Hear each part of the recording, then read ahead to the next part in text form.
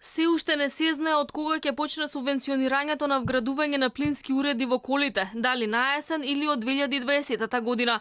Од Министерството за финансии немаат конкретен одговор дали со ребалансот на буџетот ќе се одвојат пари и за ваква помош. Напоменаа дека прекројување на државната каса ќе има на есен, но не и дали поради слабата реализација на капиталните инвестиции, парите за изградба на клучни проекти ќе се пренасочат за оваа намена. Ребалансот е планиран за септември или октомври. За процесот јавноста ќе биде транспарентно и навремено информирана. За вградување на плински уреди во возилата, државата ќе субвенционира 50% од вкупната сума, но не повеќе од 300 евра.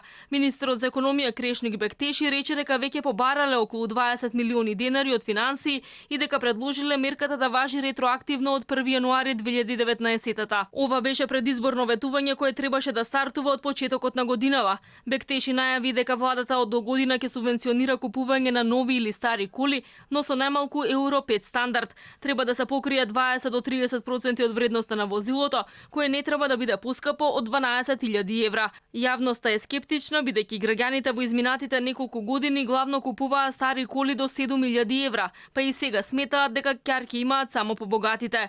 Лидерот на опозицијата Христијан Мицкоски алармираше дека владата намерно не ги реализира капиталните инвестиции за парите што ќе останат да ги употреби за разни трансфери до гласачите, но не и за разни мерки за помош на граѓаните. Тој предупреди дека ако владата продолжи со ова темпо, се заканува опасност од банкрот поради големиот број на задолжувања. Во последните извештаи Европската комисија и Светска банка и препорачаа на владата дека и треба поамбициозна фискална консолидација, да внимава како ги троши јавните пари и да ги реализира капиталните инвестиции. Тие лани завршија на катастрофално ниско ниво од 65%, а годинава се случува истото, односно реализирани се само 20% за 6 месеци.